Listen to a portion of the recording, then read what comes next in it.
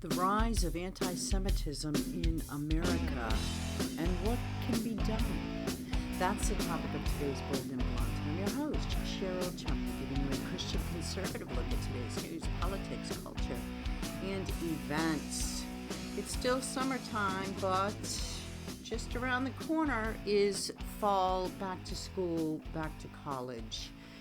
And where are you sending your kids to college? Are you concerned? Are you concerned about a surge of anti-Semitic protests that may be facing your kid this year at college?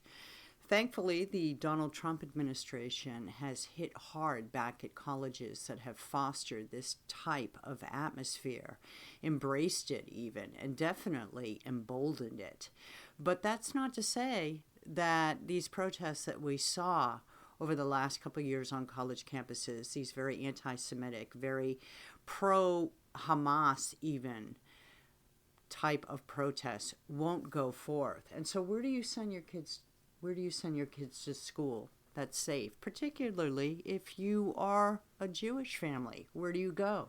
So you may check out the Anti-Defamation League's scorecard. They provide an excellent service about sifting through the college campuses in America and rating the atmospheres there for protecting Jewish students versus allowing attacks and assaults and anti-Jewish rhetoric to go forth on their college campuses. But those aren't guaranteed, and really that doesn't even address the basic theme here, which is, why is this even happening in America? This is America, for crying out loud. Land of the religious freedom, land of tolerance, land of welcoming those of all faiths. We were founded on religious freedom by and large. And yet anti-Semitism in America, open anti-Semitism. Before I get into all of that, I want to quickly mention, if you like Bold and Blunt, you may get Bold and Blunt at edify.app.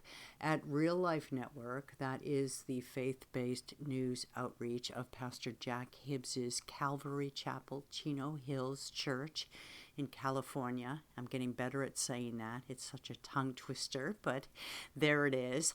If you haven't checked out Real Life Network, you want to. Not only am I humbled to say that Bold and Blunt is part of their lineup, I also want to point to the fact that they have excellent products there for getting your news, but from a faith-based angle, from a faith-based viewpoint, which really is how we're supposed to look at everything that's taking place in today's world, right? It's not just about politics or culture. These things don't spring out of nowhere. If you really want to get to the root truths of what's taking place in America and around the world, you have to look at it from a biblical perspective. And Real Life Network offers just that, which, as I said, Bold and Blunt is available there. You can also get Bold and Blunt at WashingtonTimes.com, where if you scroll to the bottom of the main web page, you can find a newsletter section. Click on it, and there you can sign up for my 3 times a week newsletter, Bold and Blunt with Cheryl Chumley. You'll get my podcasts, you'll get my video versions of my Bold and Blunt, and you'll get my commentaries that I write every day at the Washington Times, arming you with the truths that you need to fight these far leftists, right? And I write almost everything from a Christian conservative perspective, same as I do my Bold and Blunt podcast. You can also get Bold and Blunt wherever podcasts are available. I want to quickly mention my most recent nonfiction book is called God-Given or Bust, Defeating Marxism and Saving America with Biblical Truths. Goes to that God-given premise that we were founded upon, and it goes to that Christian conservative worldview that I think is very handy in making sense with what's going on in the world.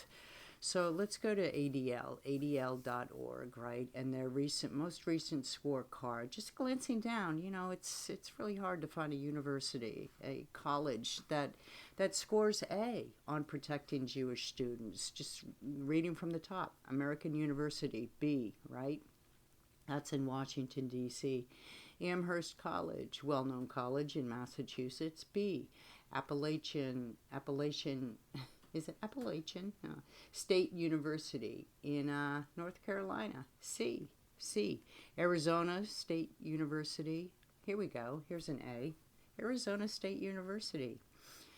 Publicly disclosed administrative actions. That's a check mark for the schools. So Arizona State University administrators, when something happens, an anti-Semitic action takes place or occurs, they publicly disclose what actions are taken to punish those students involved and to prohibit future similar actions, anti-Semitic actions, from taking place. Doesn't that just seem like it should be common sense, right? Doesn't that just seem like if something happens on college campus of such an ugly, hateful, evil nature like anti-Semitism, that the college would not only take swift action against the guilty parties, against those who committed these anti-Semitic actions, but also announce widely and loudly the actions that they took. I mean, who wants a reputation as being an anti-Semite? It just seems like college campuses, especially in this day and age of anti-Semitism on college campuses, that the college campuses who did not want that rot, that cancer on their campuses would make it clear that A, it's not going to be tolerated, and B, that since it's not going to be tolerated, they stand apart and above those other college campuses that foster anti-Semitism. And they therefore offer a safe space, not just for Jewish students, but for all students who want to go to college to actually learn and not become an activist for the evil forces of the world. It seems like that would be a good marketing tool to make it clear anti-Semitism is not tolerated on our campus. All right, briefly, back to ADL. Boston University has a C. Brandeis University in Massachusetts, an A. Brown University, a C. California Institute of Technology, a C. California Polytechnic State University, a D. California State University, a D. Carleton College, that's in Minnesota, a D. Chapman University, that's in Orange, California, a D. Colorado College in Colorado Springs, Colorado, a D. Columbia University, wow, no surprise here, a D. DePaul University in Chicago, an F. Evergreen State College in Olympia, Washington, an F. The rise of anti-Semitism, Time magazine writes, the rise of anti-Semitism and political violence in the United States. This is from June. This is just a few weeks ago.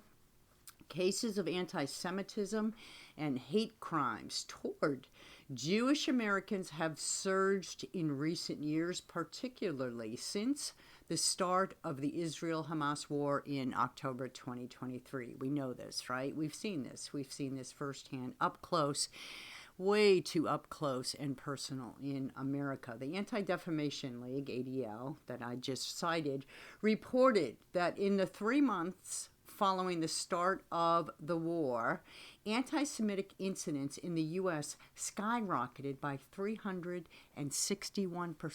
361%, that's sizable. And the impact continues to be felt. Indeed, it does. Continuing reading from this timepiece. According to the State of Anti-Semitism in America 2024 report, published this past February, published in February 2025, 33% of American Jews said they have been the personal target of anti-Semitism in person or virtually at least once over the past year. Meanwhile, 56% of American Jews said they altered their behavior out of fear of anti-Semitism in 2024, a notable increase from 46% in 2023 and 38% in 2022. This is completely unacceptable. This is America, as I said, and it's not all due to the war that began after the terrorist attacks of Hamas on Israel, on innocent Israeli citizens in October 2023. It's not all due from that. This has been a long time cancer that spread in America. It's coming to the forefront now, and because it's not being beat back as openly and as aggressively as it should, the concern is for the future of America. And it's the future of America that is the real issue of today's guest when it comes time to dealing with foreign policy, and in particular, Middle East foreign policy. The big question in the air is, how do we teach the next generation of American leaders to have the proper worldview when it comes time to dealing with Middle East and foreign policy? Huge question, because if out of college campuses spring anti-Semitic beliefs and anti-Semitic teachings, then that just solidifies the idea that America is only going to grow more and more and more anti-Semitic in the years to come, impacting and corrupting the policies that we put forth when it comes time to dealing in foreign affairs. And so this is a huge concern, and this is why I'm so happy today's guest has come up with others, a solution for this. Pete Peterson, Dean of Public Policy for Pepperdine University in California. I want to thank you so much for being on Bold and Blonde. It is so great to have you here. Well, it's great to be with you. So you, as Dean of Pepperdine University School of Public Policy, you have partnered with another organization to create this Middle East Policy Studies program, the first of its kind in America, as I understand it. Talk a little bit about the importance of this program. Yeah, well, Cheryl, we couldn't be more excited about it. It's fair to say that much of the planning for this program grows out of what we witnessed on America's college campuses following October 7th, 2023.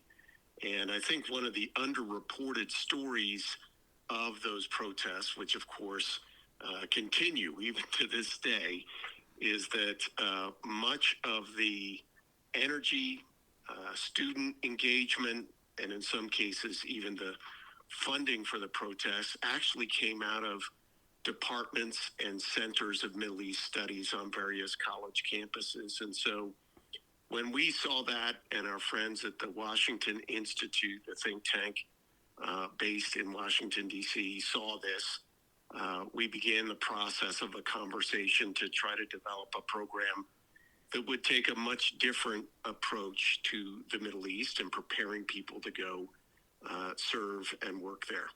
So is it your understanding that many of the college campuses in America that offer Middle Eastern studies types programs as part of their course offerings basically teach America's students to become anti-Semites?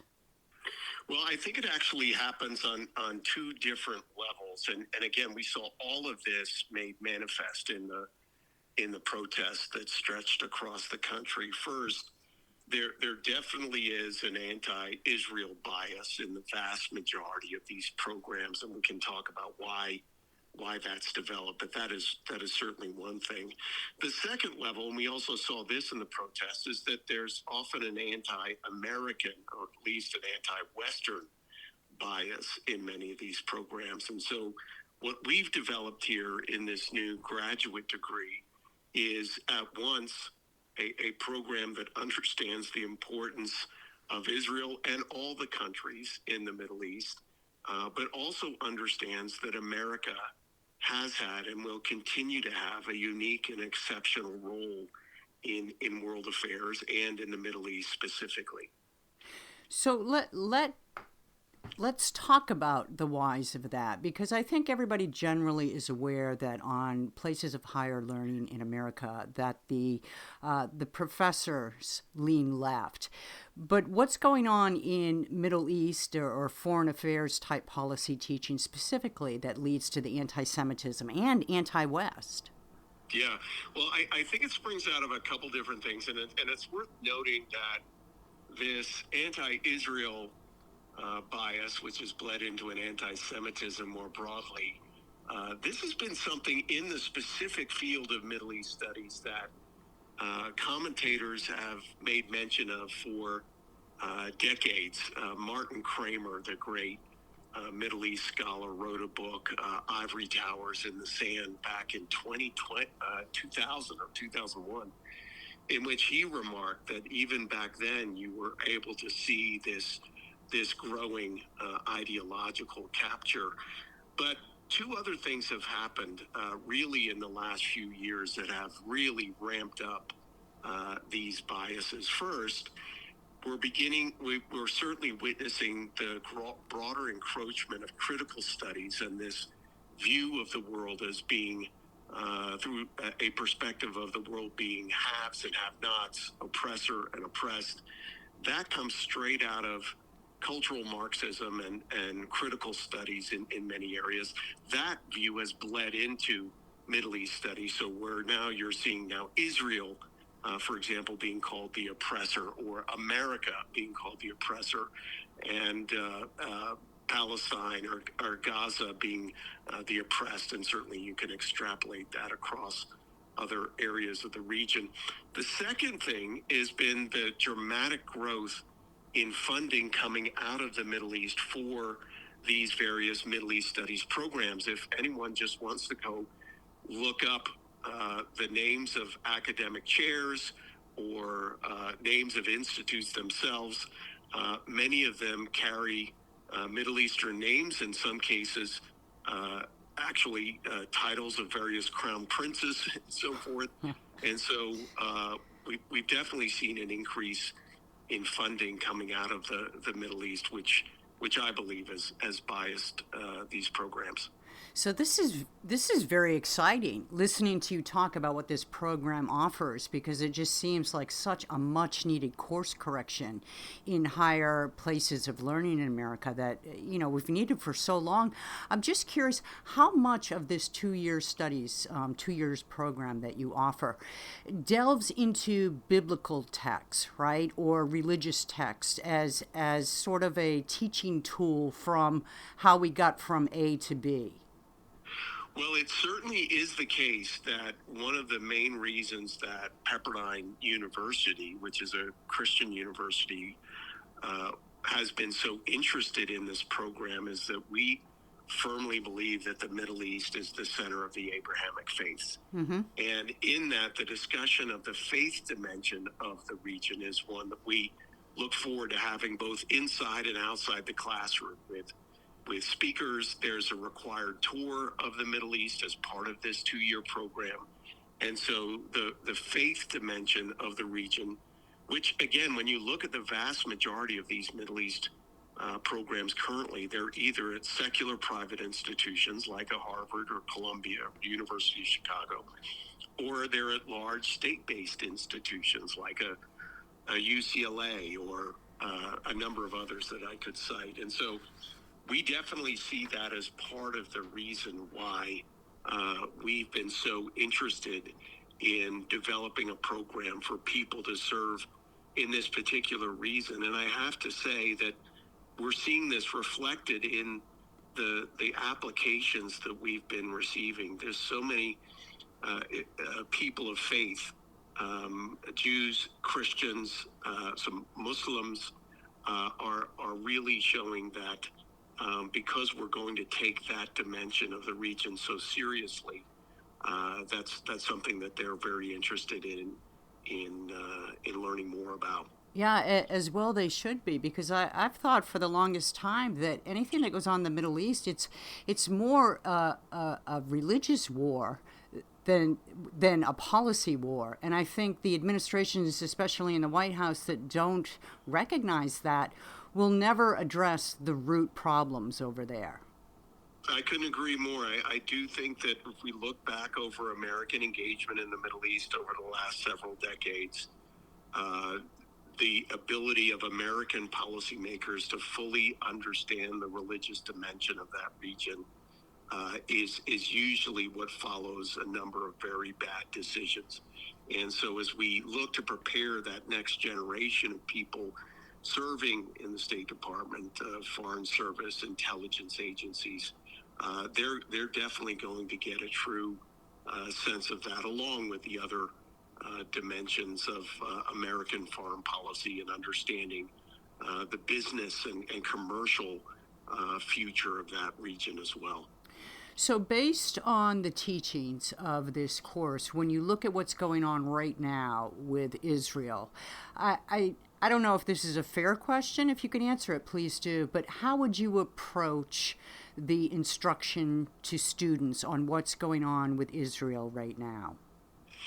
So one of the reasons I mentioned that one of the reasons that Pepperdine and the policy school are so interested in have been so interested in developing this degree with the Washington Institute is because we are a Christian university and we believe in the Middle East as the home to the Abrahamic faith. The second is the School of Public Policy has always had a commitment to what we call viewpoint diversity. This is the unfortunately unique understanding that different perspectives need to be both welcomed and engaged in and engaged with in the classroom and also through outside speakers and events. Now, one of the things that we've seen, as we talked about before, is in this particular discipline, there hasn't been any openness really or welcoming of different perspectives on Israel. It's been predominantly an anti-Israel, bleeding into an anti-Semitic perspective that one experiences in the classroom. And I've spoken to students who are already in those other graduate programs, and after we announced, they reached out to me and have said, "Boy, I wish this kind of program, which welcomes an open dialogue about the future of the Middle East rather than an ideological one. I wish this was available when I was applying to grad school." That very much is the perspective. But we do start, I will say, as open as we are to various perspectives. We do start with a grounding that Israel must be a part of the map of the Middle East. And as strange as that is to say between us, there are a lot of graduate programs, Middle East studies programs, where that actually is not has not been the main theme or grounding. Now, as has been said, there can be debates about current Israeli policy. There can be debates about its engagement in different parts of the world. That should be open to debate and discussion. But its existence should be without question.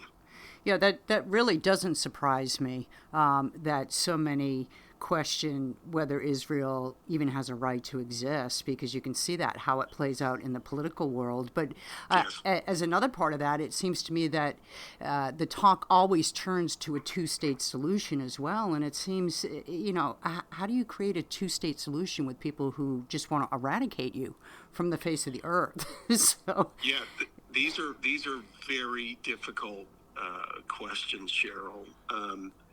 And and again, if this were just a discipline that was sending people into academia or into other sectors, it would be one thing. But we have seen the downstream impacts of these ideological programs in places like our State Department, like our intel agencies, where people coming out of these programs have had this anti-Israel bias, working in positions of power and influence.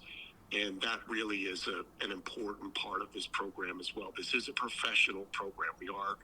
We are definitely preparing students who are desiring careers in this region, working either from a policy or business or academic perspective. And so we definitely understand the importance of this degree as it relates to the future of the region and American national security.